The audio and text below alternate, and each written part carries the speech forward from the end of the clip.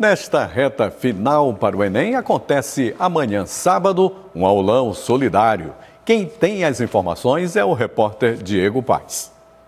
Boa tarde, estou aqui com a professora Caroline Lima, professora de língua portuguesa, que vai participar do aulão solidário no Shopping Rio Anil.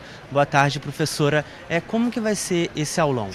Boa tarde. Esse aulão ele vai acontecer para os alunos do Enem, que apesar do conhecimento ainda possuem uma certa dificuldade na hora de responder às questões da prova.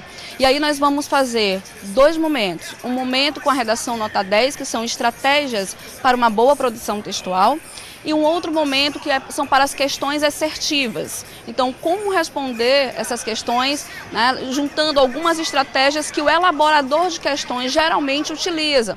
Então, tirando as famosas pegadinhas. Então, nós vamos dar dica aos alunos de como resolver essas questões e de como se sai bem na produção textual, né, juntando todo o conhecimento que ele já adquiriu no ensino médio e essas estratégias que nós vamos dar no dia do aulão.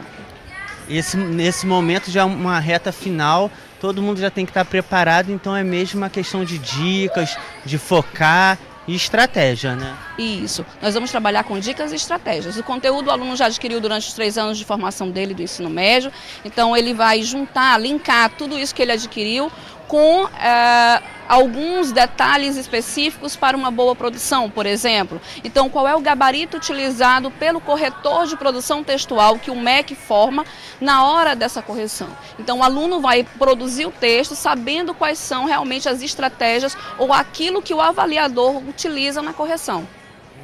Agora, a redação é o grande medo de muita gente, né? Qual dica a senhora aí, como professora de português, dá, né, para quem tem esse medo? Bom, o conhecimento é importante, como eu já havia falado, mas nós vamos trabalhar a estrutura de parágrafos, organização de lógica, de ideias, coerência e coesão.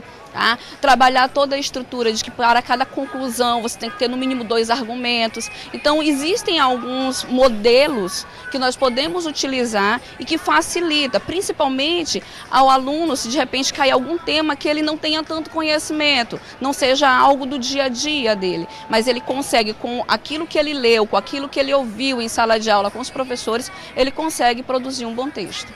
Agora, como que funciona o aulão? Ele é aberto? Vai ser de que horas até que horas e qual dia, professora? O aulão vai ser dia 17 de outubro, aqui no Rio Anil Shopping, tá? Em parceria junto com a Faculdade Estácio. As inscrições estão sendo feitas na administração do shopping, na coordenação da Faculdade Estácio. E a entrada é 1 quilo de alimento não perecível. Obrigado, professora Diego Paes, para o repórter Maranhão.